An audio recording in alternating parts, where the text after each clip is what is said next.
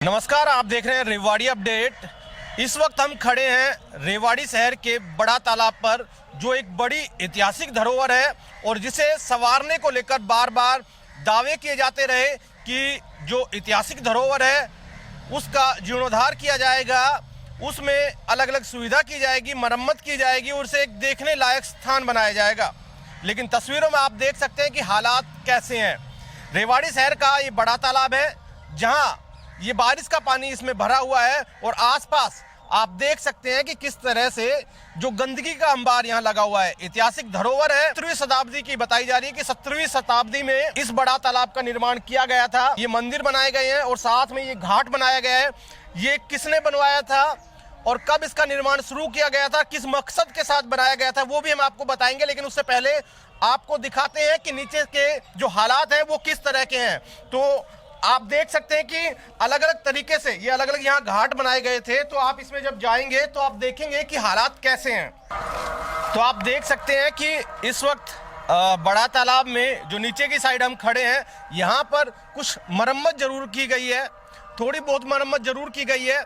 जैसा कि बार बार जब कहा जाता है सरकार की तरफ से और प्रशासन की तरफ से कि जो ऐतिहासिक धरोहर है उनका जीर्णोद्धार किया जाएगा, तो एक खाना पूर्ति जरूर की जाती है। लेकिन हालात यहाँ कैसे हैं वो आप तस्वीरों में देख सकते हैं। यहाँ गंदगी का अंबार लगा हुआ है, जो बेसहारा पशु है वो इसमें घूमते रहते हैं और जो लोग हैं यहाँ ये उपले लगाते हैं।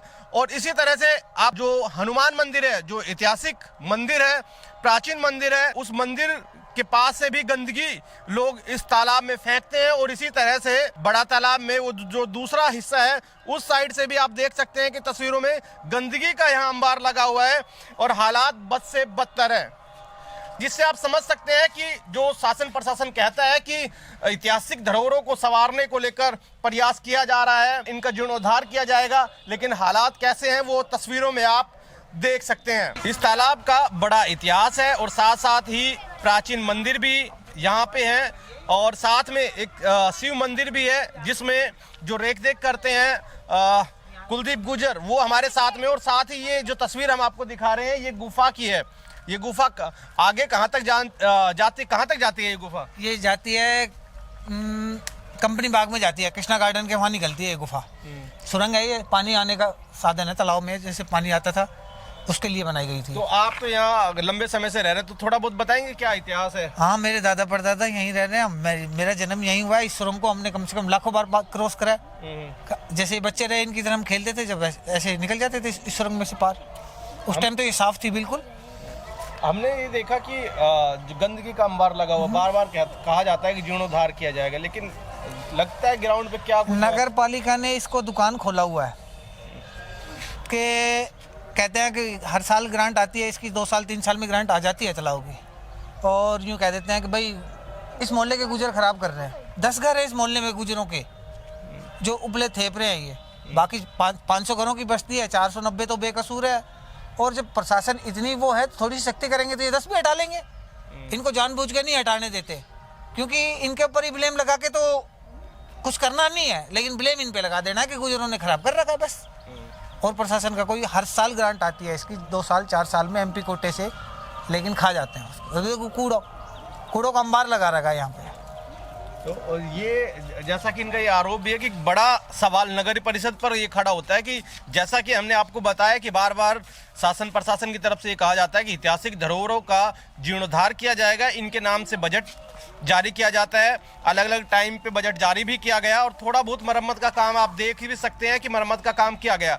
लेकिन ग्राउंड पर कितना काम किया जाता है, इस ऐतिहासिक धरोहर को सुधारने के लिए, संवारने के लिए कितना काम किया जाता है, वो तस्वीरें बयां कर रही है कि कूड़े का अंबार यहाँ लगा हुआ है और ये सुरंग केवल पानी के लिए कृष्णा गार्डन तक जा रही थी। इसमें पानी आता था पहले? अच्छा, जो पहले पानी आया करता था, तो ये आप उसमें जो कृष्णा गार्डन है वहां तक निकले हो इस सुरंग से? हम सोते थे, हमारा बचपन निकला इस सुरंग में। मेरे बड़े बूढ़े गर्मियों में बहुत चिल्ड रहती थी ये, बहुत ही। यहाँ से ज्यादा 20 मीटर की दूरी के ऊपर ये बंद हो रही है। चलने दे, कोई थोड़ी सी कर ले, क्या देखो। आजा मेरे साथ में। कूड़ा पड़ा है, दिख रहा है, मोबाइल का दिख रहा होगा ना? कोई बात नहीं, रहने दो। ये आगे कूड़ा है। ऊपर पार्क के अंदर। तो ये सुरंग है, आगे बंद है, आगे जो पार्क है उस पार्क में इस सुरंग का वेल्टिनेशन भी है, दे रखा है।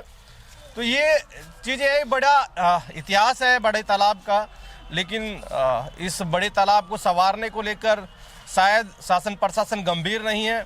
और यहाँ आपको बता दें कि बड़ा तालाब को तेज सरोवर कहा जाता है। और अगर इसके इतिहास की बात करें तो यहाँ पर एक ये पत्थर लगाया हुआ है नगर परिषद की तरफ से, और बड़ा तालाब का नाम तेज सरोवर है। यह तालाब रेवाड़ी राज्य के शासक राव राम सिंह ने पानी की भारी कमी को देखते हुए बनवाना शुरू किया था, परंतु जब वह माधव राव सिंधिया के रेवाड़ी पर आक्रमण के समय लड़ते हुए शहीद हो गए तो यह कार्य रुक गया।